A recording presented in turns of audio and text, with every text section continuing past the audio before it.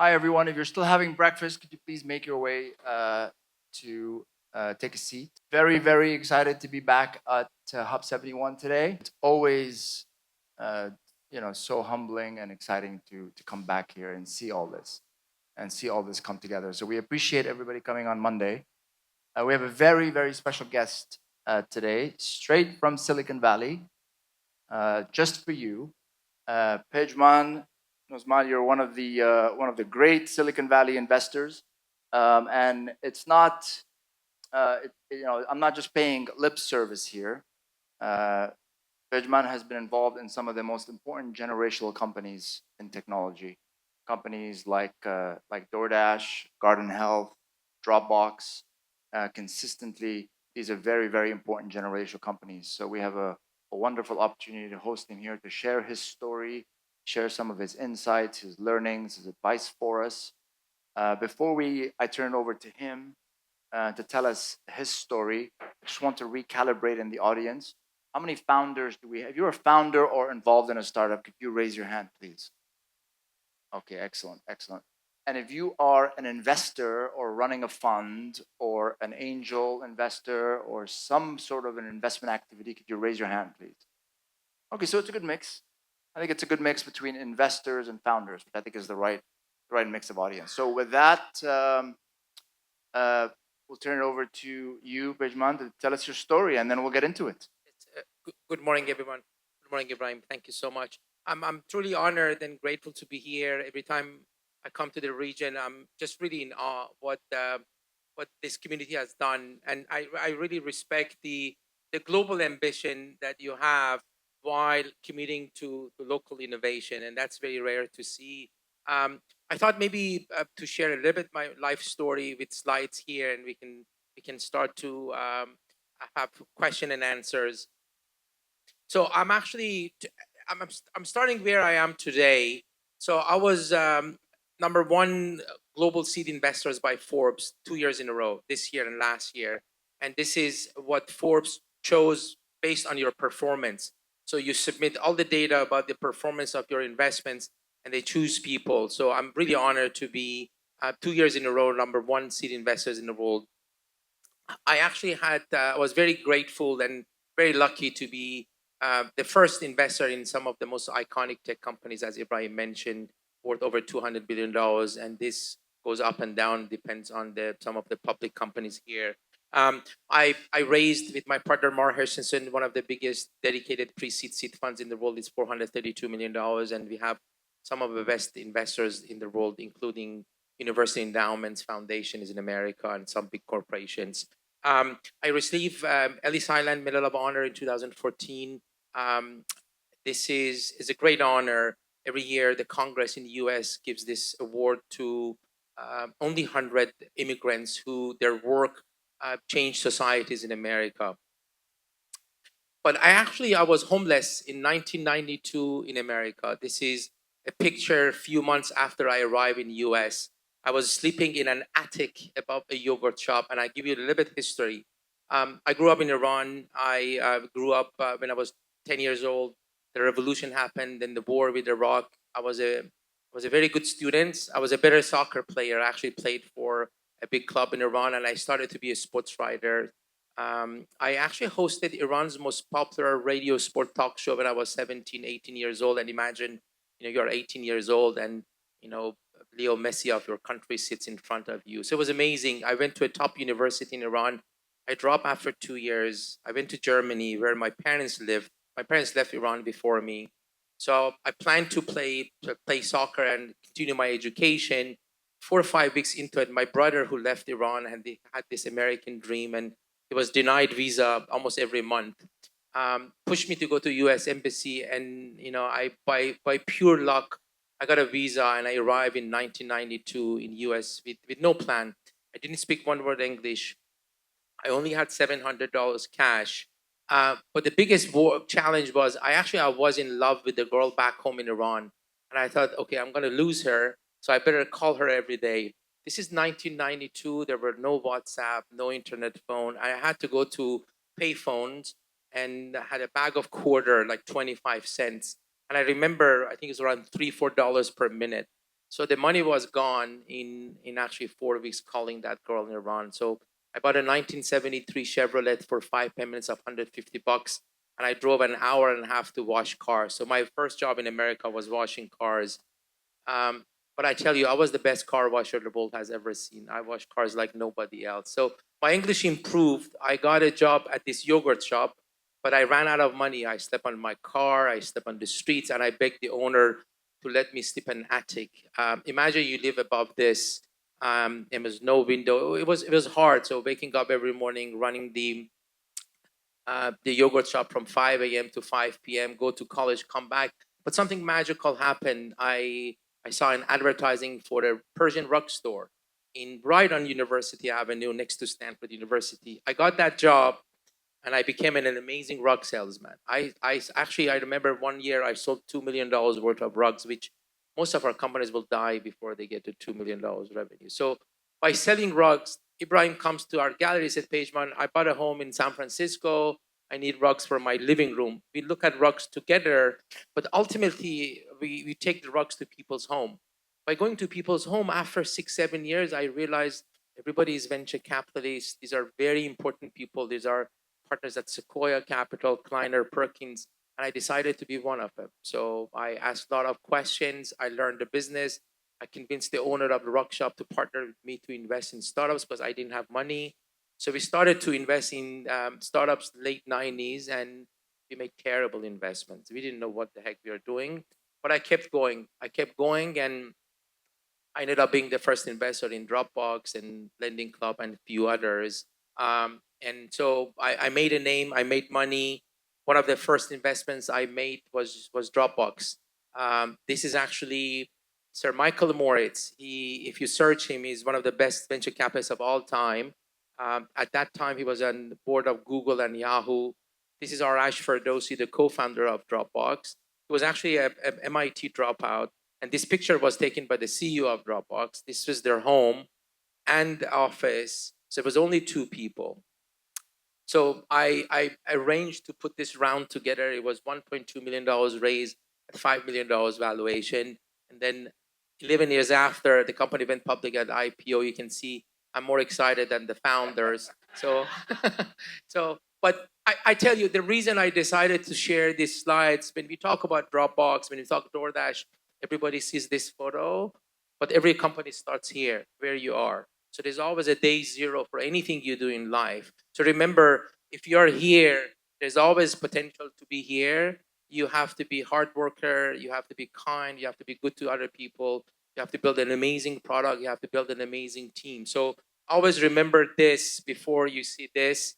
And this is the power of technology. You can build a $10 billion company. I was telling to Ibrahim before, we just opened the biggest AI studio in the world. It's 30,000 square feet with 250 desks.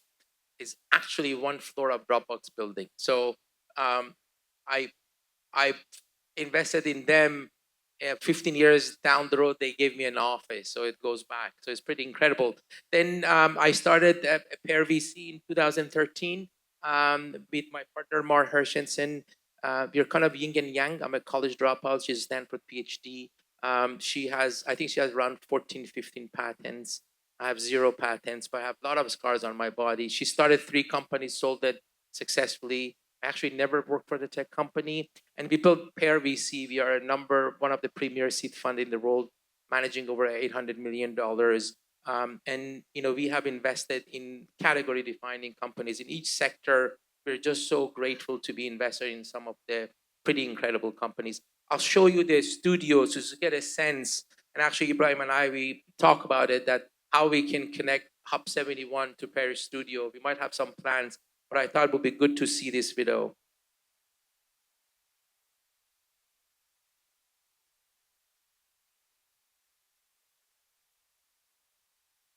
I'm just saying this is AI studio. We want to build future here. So, and yeah, and I see is exactly what you do here. There's no difference. Just bring like-minded people, eager to change the world, build a great product, and something magic happens. So if you think that place is very different than Hub 71, is not. The same concept, same community, bringing people under one roof, and great things will happen. And we do a lot of workshops, speaker series, hackathon, and so on. We can pause here. Thank you.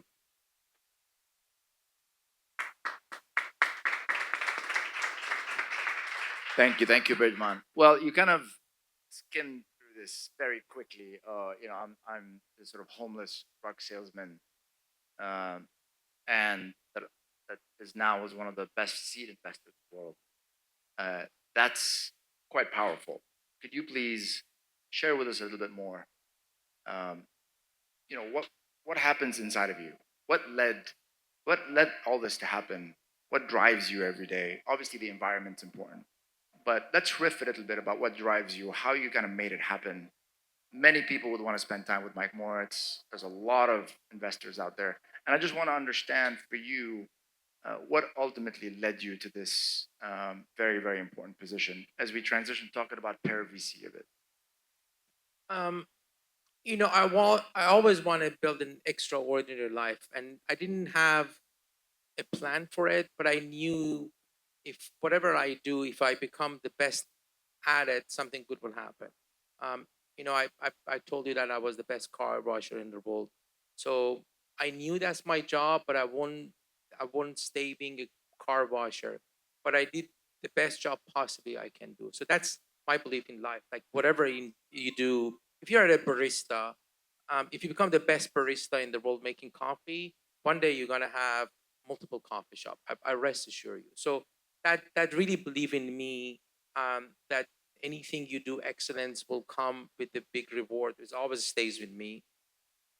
Um, the rug business was an opportunity for me to get to know people, and I love people, and I genuinely want to get to know people. So that maybe was the magic, like getting to know these people. And really credit to Silicon Valley, they didn't judge me. An Iranian guy come from Iran, come to my home. Yeah, selling you're an rugs. outsider. You're an Yeah, I'm an outsider. outsider. So I think they welcomed me in a way, but I think they felt I'm there in a very authentic and meaningful way, building a relationship with them, not selling rugs. And I think I felt also lucky. But the other one, I took the risk. I was not afraid to get into a community that is well guarded. I think if you want to be venture capitalist, you typically in America, you go to Harvard Business School, you're Stanford, work for Google or Goldman Sachs. I was selling rugs, but I knew the network I built has value, and I started to leverage the network I built very carefully. It wasn't like that I connected people every day, so I knew that has huge value. But if you do anything for 23 years, you learn about it. And if we kind of um, dovetail this to kind of the launch of Pear VC, tell us a little bit the moment when you're like, you know what, this is the world needs another seed VC fund. Like, what was the thesis, the strategy behind saying, you know what, we should build a VC firm here? So after investing in Dropbox and a few others, I made money, and I started to do. I left the rug business. I started to do angel investing professionally. Around 2009, I was actively doing angel investing, and I saw I'm investing in a startups that raise a million or two, and there's some top tier venture capitalists involved, put few $100,000. But I felt that founders are left alone right after raising the initial capital, and I realized there's an opportunity to build a platform to help entrepreneurs at the idea stage and prototype stage. The question was, can I go to a room full of founders like this and I claim I'm your best partner? The answer was no. Although I had a great track record, everybody knew me. Um, I never built the company, and I felt in order to be very successful, I need to partner who has been an entrepreneur. So I reached out to my partner, Mar Hershenson, um, which I invested in her second company in 2003. So it took me 4 years to convince her. I didn't talk to anybody else. Every time I went to her and say, Mar, come and start Pear with me, I mean, our VC firm, she said, you're crazy. You don't know venture capital. So I switched a little bit strategy. There's a very famous cafe Ibrahim knows next to Stanford University called Coupa Cafe. All the founders are there. I said, why don't you come to Coupa Cafe and meet founders with me after work? Because you're an entrepreneur, you can provide feedback. So she came like 30 minutes a day and then 45 minutes. 2 months down the road, she was full time at night meeting entrepreneurs. So she loved that I won. So we built Pear from that coffee shop, and we want to build the best seed firm ever existed. And Pear what is the strategy of Pear? Tell us a little bit more about Yeah. sort of what you think of. And obviously, there's some investors here that are either building investment firms or active investing. Tell us a little bit, Pejman, on your view on how disciplined someone needs to be around strategy, Sure. how flexible how flexible Correct. you need to be, especially at the seed stage. Yeah. So when you're a venture capital, you can involve in a variety of different stages. Because of my background as an angel investing very early, and my partner who was a founder, we wanted to do early, very early stage. So we get involved at the idea stage, or maybe you have a prototype, and we build a team who can help you to get to product market fit.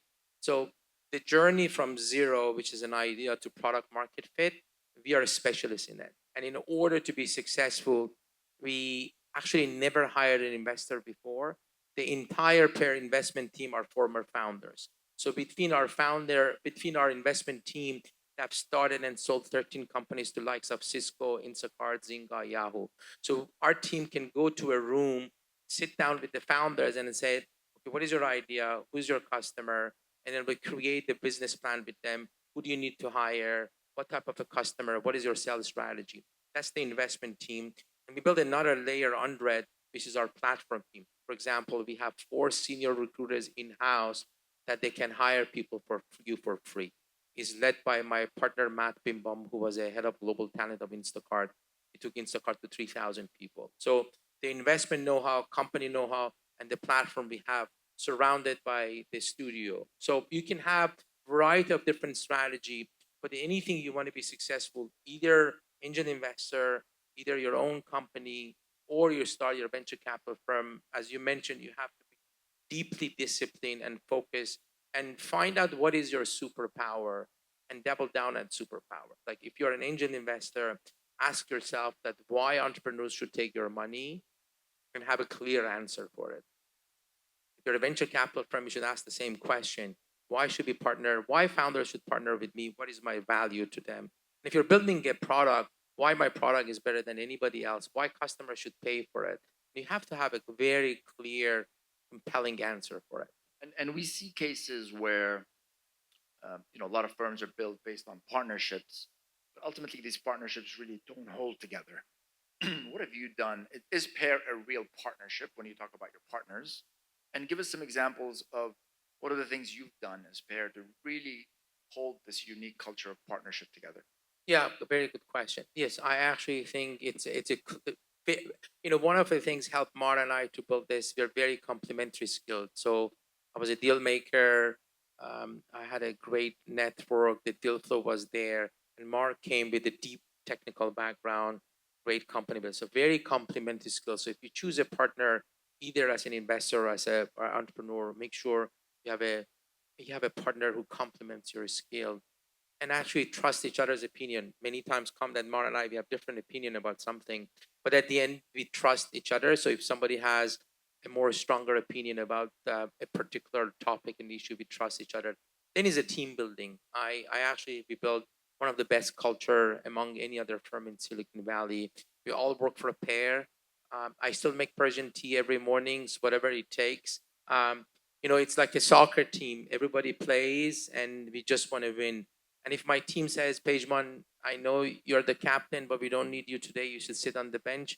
I sit on the bench and support them. So it's very rare to build that culture.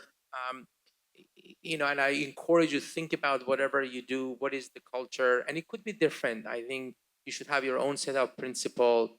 What is going on in your company or your firm? What are things important for you?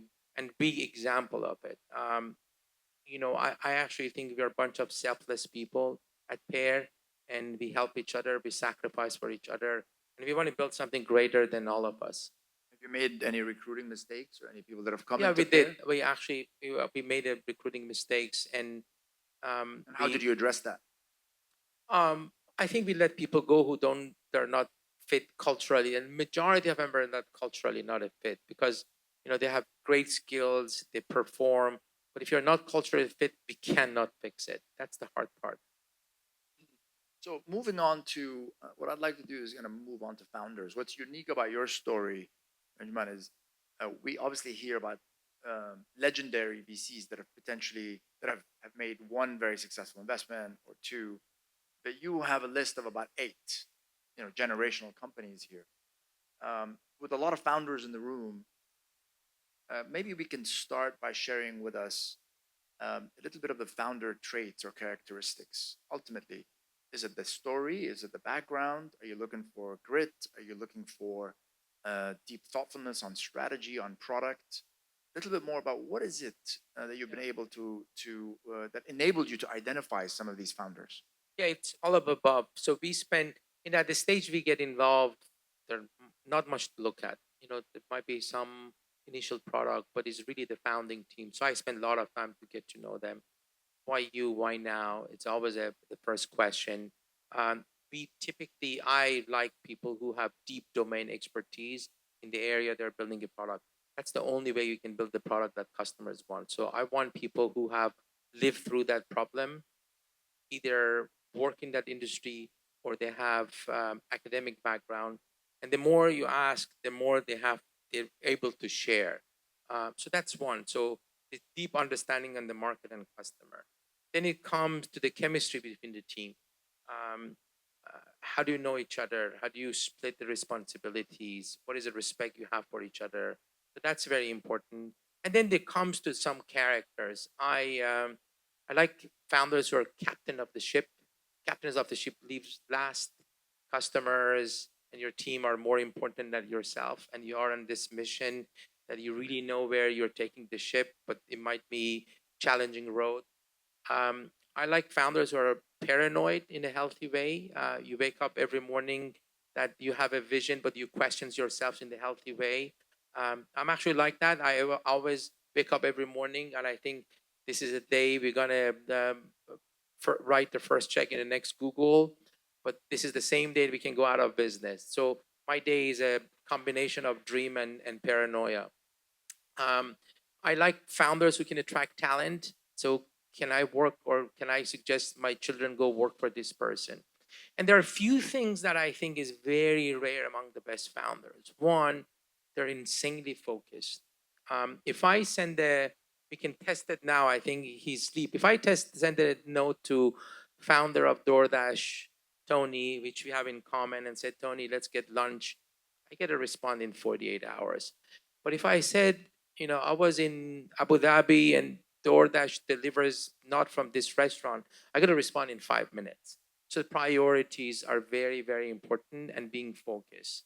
The best founders I know are lifetime learners. Dropbox founder um, around I think 12 years ago, 11 years ago, we took a bunch of students to meet Drew, the CEO. And one of the students asked, Drew, when you started Dropbox, you were a hacker. You only coded. And how do you became a leader of a company going public with 2,000 employees? He said, yeah, I never managed anybody in my life. And I was a terrible CEO. But I committed to be a leader and I started to read books. If you search actually online, Drew Houston book recommendation, he recommended 23 books for every founder to read it. I really encourage you to read that, at least the names of those books. So he trained himself to be a leader and he committed to be a leader. So the best founders I've known, they grow with the company. As the company grow, they grow as a person. So make sure you just don't stay here, just grow with the company. He's now not only the CEO of Dropbox, he's on the board of Meta. Think about it. So lifetime learners is one of the amazing characteristics of the best founders I've seen. Do you see some founders that are much more product oriented, have a deep commitment to the product itself, but potentially are not as customer obsessed as you'd like them to be? Or potentially the other way around, where they're very focused on the customer, but do not have the sort of product magic, product edge. How do you balance the two in your evaluation? I think the best founders are a combination of both. We have a similar, that we have a common company together, DoorDash. We invested in DoorDash. It's a $70 billion company today. It was like 4 students from Stanford. And, Tony, the CEO, from day one, never said this is a delivery company. He said, we're going to build the most sophisticated logistic company in the world that takes anything point A to point B. And our ultimate goal is to enable local commerce. That was a vision. It's still the same thing. He said, obviously, we're going to start with the first problem that the customer have, which is delivery. So this is a combination of vision, understanding the problem the customer has, and build the product. And the first, actually, the product they built called Palo Alto Delivery.com, because it was a Stanford school project. They actually didn't want to start DoorDash. They had a project at school for 48 hours, and they wanted to prove that people want delivery. And they built this website, and they took a PDF of a Thai restaurant in Palo Alto, put it online, and they thought, okay, we're going to go Monday morning to present to our professors. And their phone rang, and somebody says, I'm ordering a Thai food. And they didn't know what to do, so they go pick it up, and they built DoorDash. So the commitment to customer was very important while having this kind of a vision. So I actually think the best founders have combination of all. Or if they don't have it, one of them, their co-founder has it. So that goes back to have complementary skills. You might be great in product, but you're not good at biz dev. So you have a partner who really does the sales and biz dev and so on. And for example, the DoorDash example that Pejman is mentioning, obviously we as Mubadala invested in DoorDash, but quite different. When we evaluated a company like DoorDash, we spent countless hours and days looking at gross margin and operating margin and retention and cohort analysis, and you just look at the numbers and you start banging your head against the wall with numbers. Do you look at economics at the seed stage? I mean, how do you, or is that not even a consideration? And I mean, not every the business has to hold economically. Yes. We ask questions to just understand the mindset of the founders, but we don't need the right answer. And typically, there's no right answer. As long as you understand it. So obviously, you want to have a positive unit economics when you do delivery. But how do you do that when you have only 2 restaurants on your roster? So our question is mostly to get to know the founders, not searching for the right answer. As long as they have a right framework for that answer, is it good enough for us? Have they thought about it? And for us, if things doesn't work today, it's okay. We just want to dream. If it works, become really big. So it's very different, and there is a really right question to have in mind to ask, and you get a different answer at the different stage of the company when you look at the companies. Like, okay, if I put like $200 million, how does it grow? For us, was if you put $250,000, can you get 3 more restaurants? The restaurant want it or not? Yeah. Share with us a little bit about how founders' behavior sort of changed from 2013, 2014, especially in the 2019, 2020 era when there was just a lot of capital, when capital was really moving into the tech ecosystem, right? It went from this very small industry to sort of a large global industry. Are there founder behaviors that you've seen in your stage that concerned you at all, and how has that changed? Can you share a little bit of those dynamics? I think if you look at historically last 50 years, the mindset and behavior of the best founder don't change with market. They're always frugal. They always want to serve customers, and they build the best team. The 2019-20 came that easy raise money and impacts a lot of companies, especially at the growth stage. So it hurts companies. So many companies raise money at the higher valuation, and then they didn't have enough revenue to justify or even future revenue. So it crashed and it hurts them. But I think historically, one of the good things when you do pre-seed and seed, there's always people in their garage building the next big companies, and they don't care where the NASDAQ or Dow Jones stays, who's president. They always want to solve a real problem for a customer. So that's the beauty of what you do, because regardless of what's going on outside this place, there's a customer out there waiting for you to build a product that changed their life, and you can charge money. So that's the essence of doing pre-seed and seed. And that's the good news for all of us, for you as an entrepreneur, for us as an investor. I think there will be more problem for Ibrahim out there because he writes a lot bigger check than me. So on the, let's move obviously to the very important topic today, which is AI. And I was listening to this interview with Jensen Wang over the weekend, and um, he articulated the shift so beautifully. And he said, in the past, all this compute was generating tools to help companies, to help people. Now we're moving to a world where this compute is generating skills, right? So you can have a driverless car, that's AI, that's skills. You can have machine coding, that's the software. You obviously have uh, been very successful in this app-based economy, investing in these companies that were sort of tools and enabled customer solutions. How are you thinking about this new cycle of AI? Where are we in this cycle of AI? Tell us a little bit about your sense about the transformation that's happening. So when I started to do angel investing, every company called internet startup that went away. So they took internet out and then became mobile, and then they took mobile out, and now as AI company, I give it around 12 to 18 months. The AI will be eliminated, but the AI is the biggest shift in technology. You have never seen it. I think the good news for you is now you can build a global company right here with no engineer in Silicon Valley. This wasn't possible before. So I encourage you to really think you can build companies local, but you can always become a global company. And then AI gives you so much power that has never seen before. We had breakfast, and I was telling Ibrahim that we just invested in a female founded company, that she's an accountant, and her grandfather built an accounting firm, and she had this idea for the new product to really replace accountant. Instead of going build a product with an engineer, she actually built the prototype with AI. Went to two large accounting firm and said, "If I build this, do you buy it?" They said, "Yeah, I'll buy it from you." Then she came to us, raised money, and then built an engineering team. This would have not possible 2 years ago.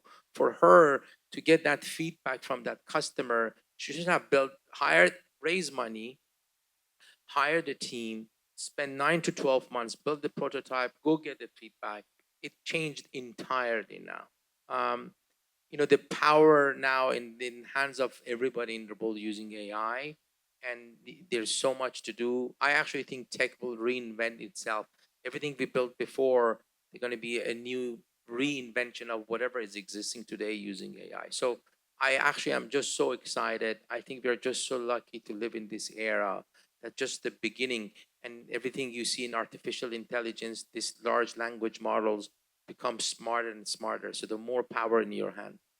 Is there a sense, if you think about when you started investing in 2015, 16, big tech, there were some big companies, obviously the Microsoft, but the big tech today has sort of the characteristics of sovereigns. They're very, very, like, I think there's this great chart that I saw is pre-chat GPT of November 2022, big tech's market cap collectively was around 7 trillion, and big tech today is around 17 trillion collectively. These are very powerful companies.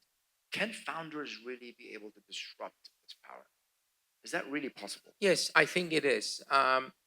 There's one big change. So when I look at AI companies, there are two types. One are the infrastructure, which the big incumbents have the upper hand because they have so much capital. But the other one is an application, AI application. I actually think the winners are the one who really truly understand the market and can build a product. I'll give you an example. Think about how many small businesses are in the region. I think millions. These small businesses needs a website, needs banking, needs payroll. They need customer. They need receptionists. AI can replace all of them. Will Google do that? No. Will Amazon do that? No. There's huge opportunity in any industry, but the winner is somebody who really understands the customer, spends enough time, and they build the best product. The challenge for you is for every company, as an example, wants to do small businesses in the region using AI to empower them. There are 100 other entrepreneurs want to do the same thing. So why are you going to be the winner? You're going to win because you understand the pain more than anybody else. And you build the best team possibly you can. And if we're talking about Tony at DoorDash, if you look at the iPhone came out in 2007. We saw obviously a lot of apps come out then, but ultimately the real powerful applications didn't show up kind of till 8 years later, 2015, 2016.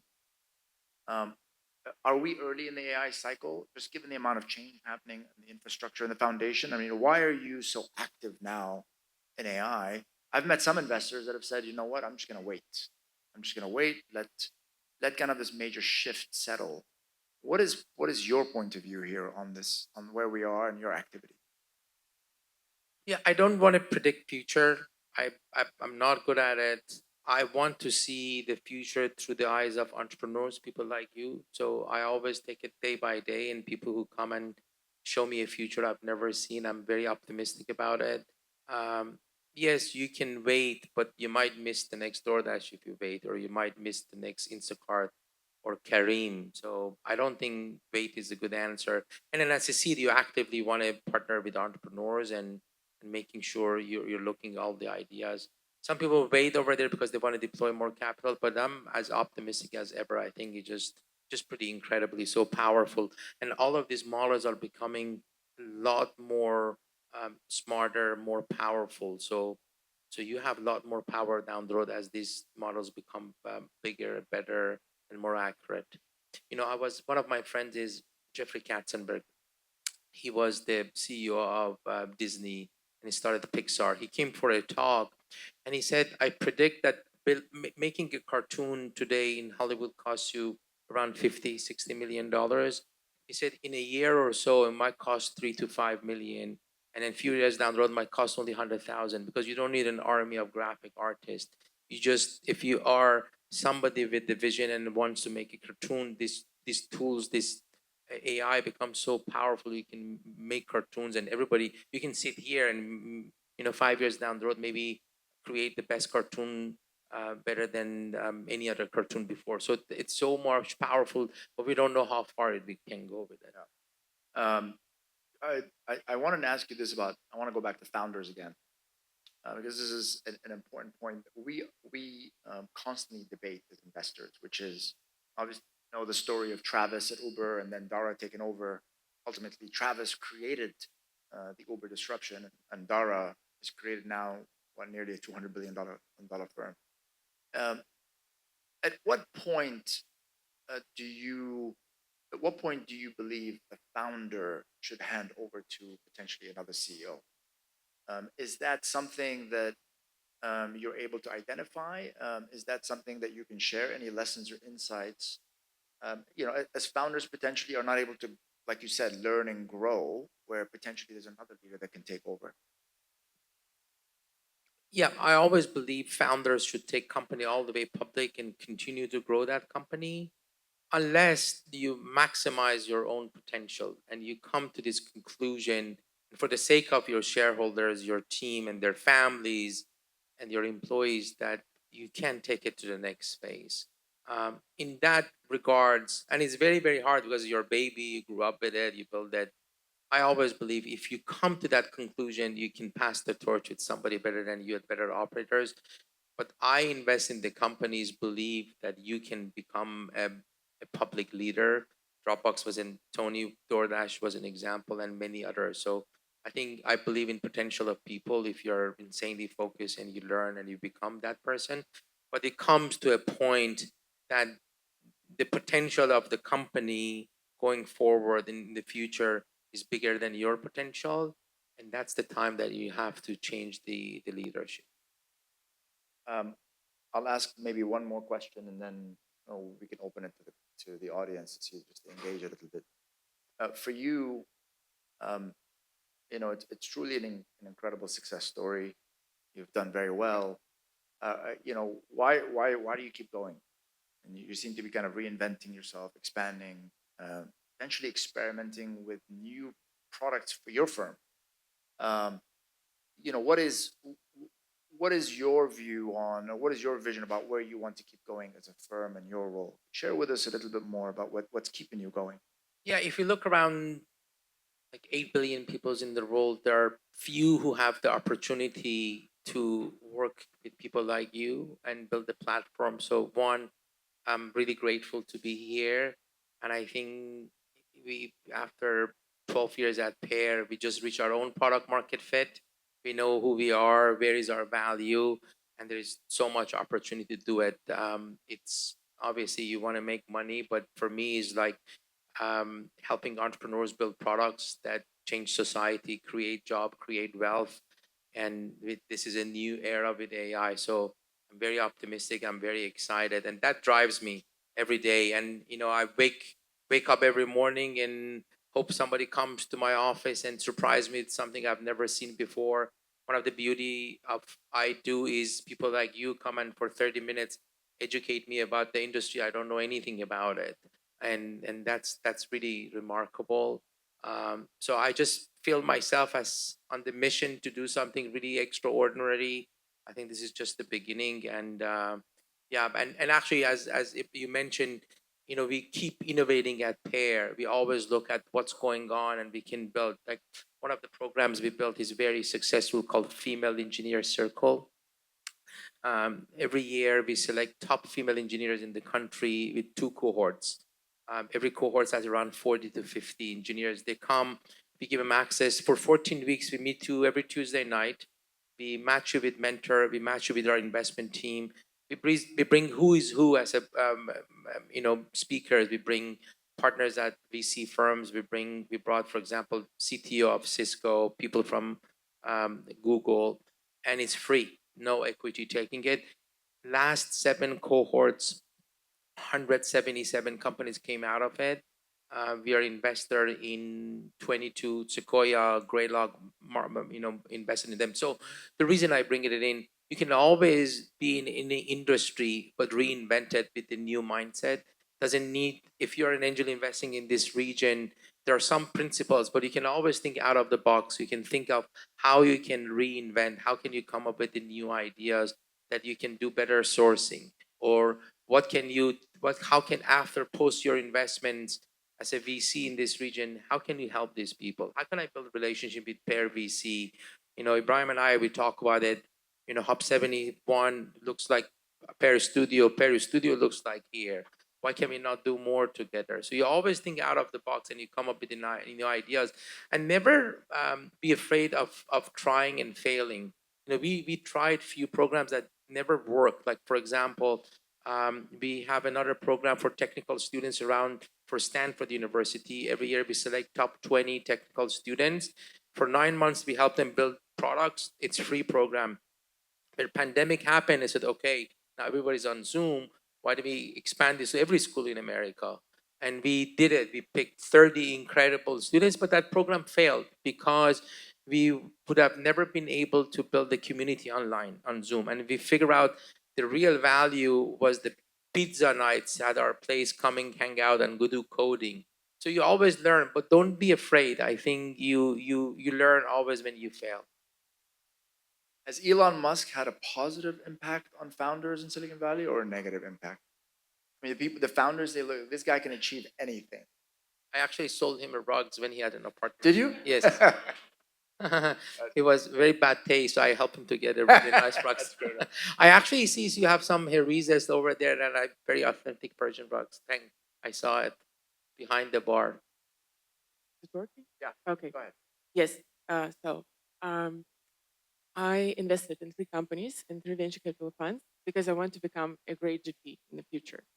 And I think that it takes you basically 2 skills. First, you need to be a great sales, and you develop the skills when you're selling rugs, because it doesn't matter if you sell rugs or cars or shares of the companies. And that's how you learn to lend money from LPs. And another part is how to get access to great companies. And you said that in the beginning you were doing very poor choices of companies. But how did you close this gap from investing in probably not the best companies, but then you started investing in companies like DoorDash and Dropbox? Well, commitment to learn. I made bad investments, but I knew I could do better job, so I started to pay a lot of attention to founders. I was very lucky. I was telling Ibrahim that I got to know my partner Marher Susan through investing in her husband's company. that company became really big. So I saw the behavior of a really good founders. But in order to be a really good investor, you have to do three things really well. Three buckets. One, you need to do sourcing really, really well. In the world of so much capital, so many founders, how do I find the best entrepreneurs before anybody else? So you have to think, and this is beyond going to conferences, going to demo days. You have to have something very differentiated. When we started our firm, I had a great deal flow, and my partner was 3 times entrepreneur. But we look back at the history of tech, and we ask ourselves, what are the places that created the most entrepreneurs? And universities was number one. If you think about, Cisco, Google, Yahoo, Instacart, Facebook, all of them started with universities. And because we were in Palo Alto, I said, why do we start with universities? So we built a program. And fast forward today, 50% of our companies founded by students. These are massive big companies, including DoorDash. There were students over there. So think about sourcing, and sourcing could be like, I'm Iranian. I built the Persian founder circle in America. So every Persian Iranian founder, they're here also. They come to me. So you can build your own sourcing, but it has to be very authentic. That's one. The second one is the ability to pick winners, which it's the hardest part of it because it comes with experience and how to it. And the third one, how do I help companies? And you might say, I'm very good at sales, so I can help you build your sales process. Or you can say, I'm really good at product marketing. But find your superpower and make sure entrepreneurs know. So three things: sourcing, picking the winners, and helping. And if you want to be a long-term venture capitalist, you or your firm has to be really good on three of them. I have seen amazing people who are great operators. They can help, but they're very bad judges on founders. I've seen people who are really good at sourcing, but they're not good at picking, or they don't know how to help. So make sure you have answer for three of them. Yeah, and I would just add to that is, as a GP, we meet a lot of GPs, and obviously, one of the big challenges we see is we go through cycles. So we'll see a lot of crypto funds, and then we saw a lot of climate funds, and now we're just seeing a lot of AI funds. So it becomes very crippling when you just, as an LP, start hearing all the time, oh, we have an AI fund, an AI fund, an AI fund. Okay, but ultimately, what is the soul of your firm, and what are you trying to really do that's so different versus just kind of riding the wave? And ultimately, as we interact with a lot of Silicon Valley VCs, the ones that we've seen kind of really endure, just know what their real magic is. That's just so powerful because founders also get attracted to it. Is there any founder? That's actually a really good point, because I think one of the mistakes I see managers do is exactly what Ibrahim says. They're seasonal. You don't want to be seasonal investors. You want to just find your goal, your mission, what you're good at, and stick to your strategy, no matter what's going on out there. LPs are becoming very, very sophisticated. They're looking for that ultimately long-term firm. What would be best in the current market dynamics, whether to go through an incubator or accelerator, or actually, to build the solution, put it in front of a few customers, the design partners, and then go to a seed round or something like that? Where is your thought about it? I don't have an exact answer. It depends where you are, who you are, what type of need you have. I always believe building in part of the community is very valuable. It's not only Hub71, what they provide is the rest of the community here. You might have you might have a sales challenges, but somebody here might have had a background in sales. So I think it really depends on the stage of the company, who you are, what type of need you have. I always believe in being part of the community, no matter, especially the early days. You know, Building a company is kind of a lonely job. It's just you're with your team and your customers, so being around other people is very encouraging. I don't know Mo, if you have any comment on that. Yeah, I mean, I think for just constantly just be resourceful. Like don't stick to say, oh, I'm just going to go through an incubator. Just always, again, create magic in what you're looking for and who you're speaking to. You just never know how you find. Always ask people, well, if you're not interested, anybody that could be interested. So that just leads to a lot more door opening, etc. I mean, I meet a lot of founders that come to us and they say, hey, I know we're early for you, but we'd like to build a relationship and talk, and I appreciate that. And there has also been cases where after we spend time just kind of getting to know them, we're like, you know what, you're a bit early, but we might want to invest a little bit now because we really like what you're doing. So you just don't be too rigid about it. Be flexible in how you're kind of searching for the right source of capital. I'm an actual engineering student here at NYU, New York University in Abu Dhabi. We lead the biggest student startup community, trying to build it the same way it was built in Silicon Valley. And I was actually at Slush listening to your story back in Helsinki last week, which is pretty fascinating to be able to ask in person. So I feel like personally, finding an early stage investor is also just like finding a co-founder is like a marriage.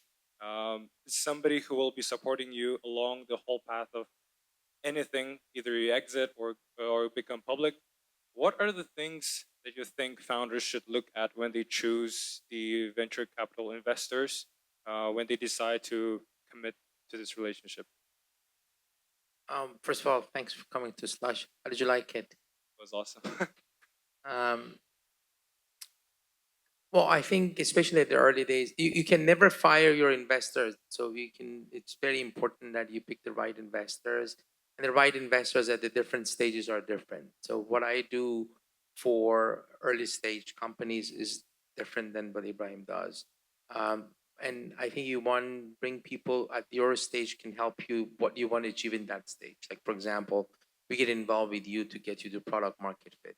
Ibrahim might get involved in the company that they want to go public, and it said, listen, I can help you to build a big sales organization. I'll give an example. We are long-term shareholders. We can put capital, and I have relationship with the best CEOs in the world, so you can learn from them. So that's very different.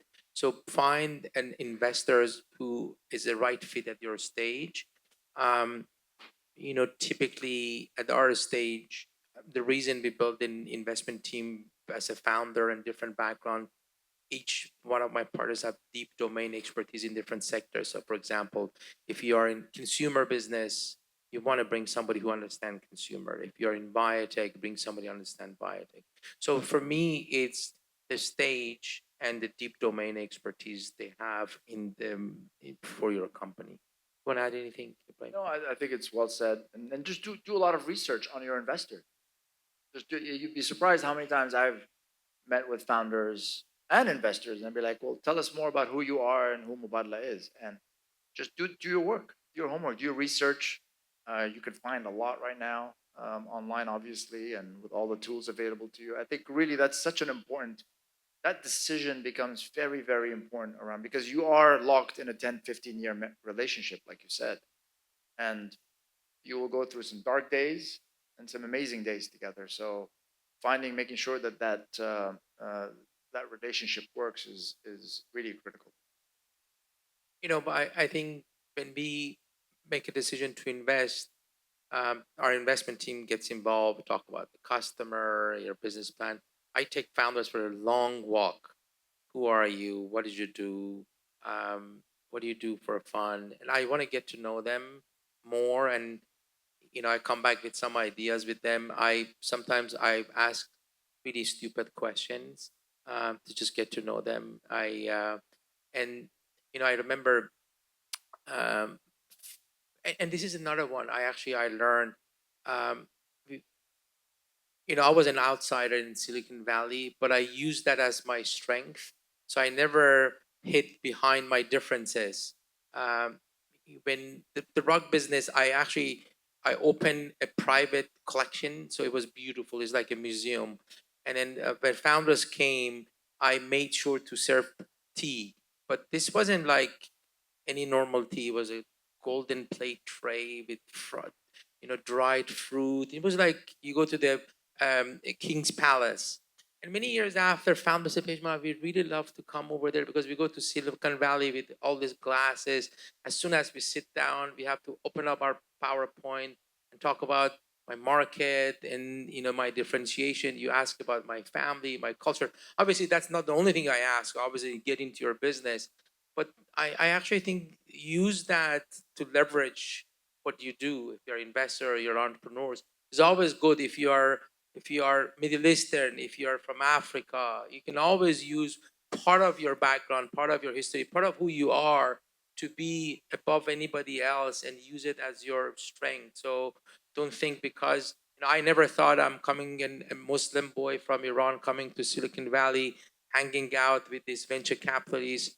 I thought it's an amazing things. I have Persian food. My strength was Persian rugs and so on, and you can see what you built around here. So it's amazing what you can do with who you are and what you can do, and then how differentiated you can become in any society. I am Hazel. I'm with startup here at Hub71.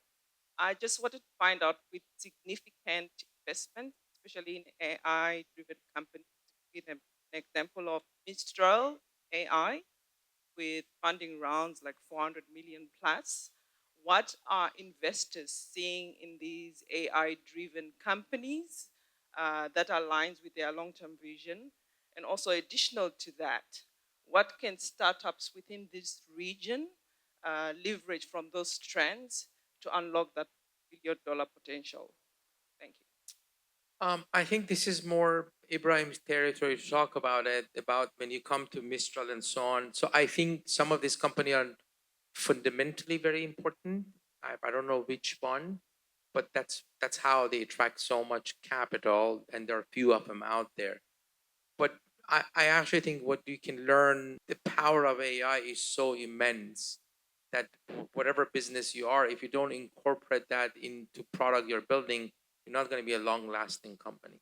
So, and you don't need to be a pure large language models company, but making sure you cannot build a company today if you're not mobile company. You just nobody even asks you, are you a mobile company or not? By default, you're a mobile company. I think by default you're going to be an AI company because it's somehow you're going to use AI. So Yeah. anything you do, make sure you incorporate. But the Mistral one is maybe Well, something I think the simplest answer to that is if you go back to 2000, just the past 25 years, there's been plus or minus about $25 trillion of value created in technology over the past 25 years since, call it the launch of the internet browser and the internet.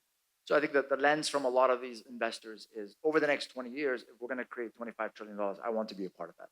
And there's a deep belief that what's happening today with these very critical foundation models is that there's so much change and potential opportunity that they have to participate in. So that's really the lens, is like they don't want to miss this next big computer. I think for you as a founder, the beautiful thing is I tell a lot of founders is there is so much investment happening in infrastructure today and foundation today that you will ultimately be able to build on. That's going to unleash massive, massive innovation, both in hardware infrastructure, in transformer model infrastructure. Just it gives you the ability. Every 6 months, you have new generation of tools that you can build on. And I think that's incredible for entrepreneurs. So take advantage of that versus trying to say, "Well, I want to raise a very large round," which ultimately, the capital will find you if you are ready for that kind of capital. It will find you. So we're going to take one more question. Yes, in the back. I'll go for the back row over there, and then we'll wrap it up. We're almost at time here. Hi, so mine is less of a question and more of a thank you. I'm Liana Thompson, founder of Acquai with my immigrant partner. And when we founded Acquai in Silicon Valley, it was actually your story that inspired me. And I remember to this day, lying on the couch, reading this and going to my partner, Simeon, you got to read the story about Pejman. It's amazing. So I just want to thank you for that, because it's stories like yours that kept those of us in Silicon Valley that started to keep going against all the odds. And trust me, as a climate water tech company applying AI data and robotic fish, there are a lot of currents that we're swimming against. So thank you for that. And I just want to add another, that we did indeed win the Silicon Valley Deep Tech Award last week for the Unicorn Battle. So in part, again, I just want to say thank you for that. And where are you based here, or where are you based? Yes, so we're obviously, Delaware is the California headquartered. We've been operating in Norway and most recently here. We moved here to the region a year ago with the help and thanks to Hub71. So we were actually in the cohort before the climate tech, but we love it here, and we're growing our business here in water security and food security, and yeah. So, shukran. Yeah. Well, I think Pejman's story is, you can achieve what you want to achieve. 4 years ago, there was no Hub 71. And the idea of Hub 71 was actually, as Ahmed knows very well, was actually a message like, hey, should we do this here in Abu Dhabi? And you know, it's a combination of the founders and the capital and the ideas and the magic that happens here. And Hub 71 learns from its founders and its community every day as much as Hub 71 wants to turn and provide and serve. So I'll tell you a very quick story from my side. When we launched our ventures business in 2016, we would spend a lot of time in Silicon Valley, and very, very few people would connect with Abu Dhabi in the region. Like, oh, yeah, we've heard about it, but it's not really. Now it's just a very different story. Now it's like, of course, we know where that is. We want to come. We hear about what's happening, not just the capital, but the community that's happening. So I think a lot of people here are, you are also trailblazers for being here and being a part of forming it and shaping it. And I think your story is a beautiful story around, just because you're an outsider doesn't mean that you can't get it done. You're actually, I love your leverage, lean into your difference versus hiding it, and as Ahmed knows very well, Hub 71 without its founders, there is no Hub 71. That's what kind of gives it its soul, and it's unique. And we hope. I just want to thank you so much for beautiful, kind words. You just made my day. So, and congratulations to win the award. That's pretty incredible, remarkable. Congratulations. Listen, my email is pejman@pear.vc. I have 34,000 plus LinkedIn messages. So just please don't send me LinkedIn, just pejman@pear.vc, and I respond. Oh, there you go. Thank you for coming to Abu Dhabi. Yes. It's such an honor to Of course, have you. it's an honor to be here. Thank you again. This is an incredible community. Hopefully, we can do more. Hopefully, I can see you in Silicon Valley. Hopefully, I can come and invest more here. The next big company starts here, already is. I'm pretty sure the next big companies around here, somehow we're going to hear about it in 5 to 10 years. By the way, I actually think the life of the company going public or become exit was 10, 12, 15 years. I think it's going to be shorter. The company, the product building cycle is a lot shorter now, so you can be in front of the customers a lot faster. So if you reach product market fit, you're going to grow a lot faster. So I give it around maybe average 7 years that companies become public. Last thing is, none of you asked the most important questions. We just celebrated our 31st anniversary.